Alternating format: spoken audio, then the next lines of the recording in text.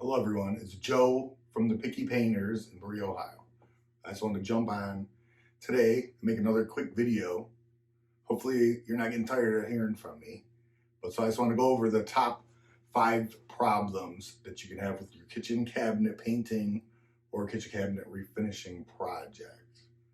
So the number one thing that I see is if people just use regular paint on their cabinets, maybe not the best paint. Some paints can hold up, but they're not really made to be touched every day, and the oils in your hand gets on them. Not everyone just only touches the handle and opens the door. Or maybe you have little kids or something and they touch them all up. So the paint can literally wear off around the doorknobs from being such high touch areas.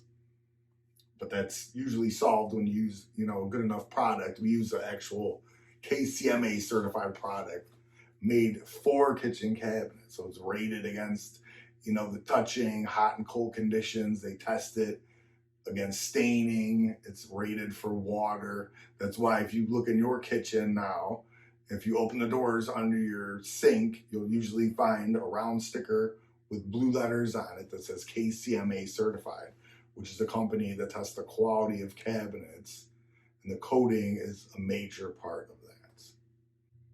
And then another issue is if you use those inferior products that aren't necessarily made for cabinets, which some other companies even market free touch-ups for life. And trust me, you're gonna need them if you have little kids or anyone that's rough on the cabinets. That will definitely need to be touched up, and maybe a half hour or an hour a year won't cover that.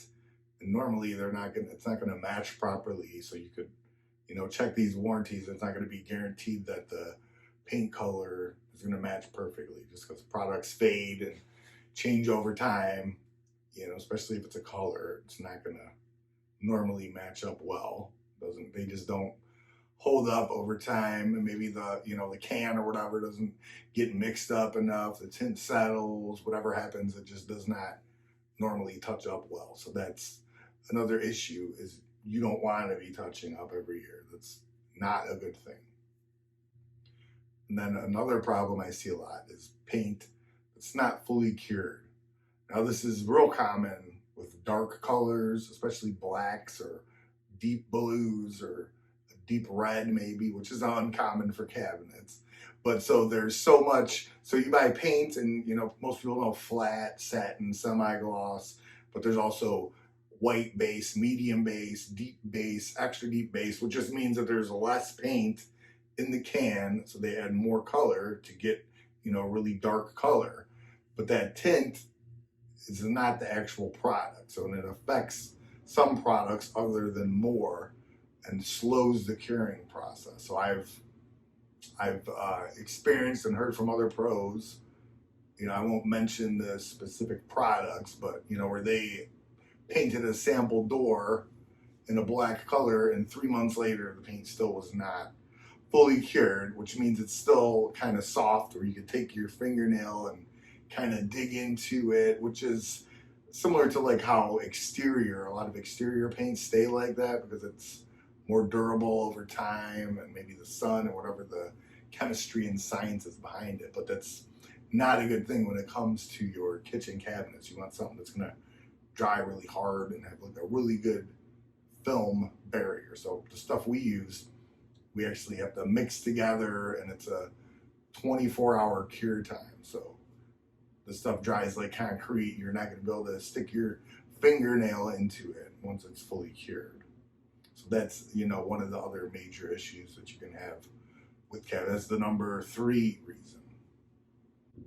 The number 4 reason I hear is paint fumes or paint dust particles getting all throughout people's houses. So I don't know anybody that's using an air scrubber or a negative air machine the way that we are. So we quarantine the kitchen.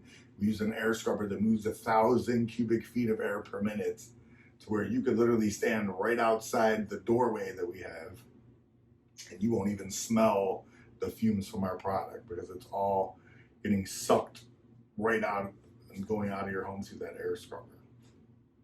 You know, you're not going to get dust, paint dust flying through your house. It might not be wet, but it's going to land on all your furniture. And I've heard some real nightmare stories from customers where I've done estimates or jobs for them, and you know, it's just a major issue for them, you know, when hiring somebody else. So I don't care how good your sprayer or your tips are, it's going to make overspray that's going to hang in the air. And the paint fumes also, if you don't use an air scrubber, your house, you know, is going to smell like the nasty primer. Hopefully they're using the nasty primer because that's going to be what's going to last longer, but it's probably going to smell, your home's going to smell like that for days or even weeks. Who knows? It's not a very good smell. And that's the number 4 reason. And then the number 5 reason, which kind of relates to the last one, well, indirectly. So not having a smooth finish. So if you paint them by hand or with a brush or roller, they're going to wind up with texture, a stipple texture, brush marks, you know, maybe even worse, having fuzz or dirt in the finish. But even with the best finish, if you're not using an air scrubber like that, like I talked about, that dust floating through the air, it's going to land on your cabinet doors and make them not smooth. That's why we build the kind of 2 little separate areas so we can keep the doors away from the spraying area and away from, keep them, you know, protected when we're spraying the boxes. Because I mean, you could be spraying them over here and have the doors over here, but the paint still hangs in the air and it's going to land on those doors potentially, and you know, create not the smooth furniture grade finish that we are going for. So that's like the top 5 reasons that I hear, you know, people having problems with their kitchen cabinet. So if you've had, which there is some other ones, but if you've had some other problems, maybe, you know, maybe you don't know what happened or whatever, you can go ahead and shoot me an email, joe@thepickypainters.com, or just go ahead and comment below wherever you find this video. And I will try to get back to you, or maybe you'll give me a reason to make a new video. So, all right, so thanks for watching. I will see you again soon.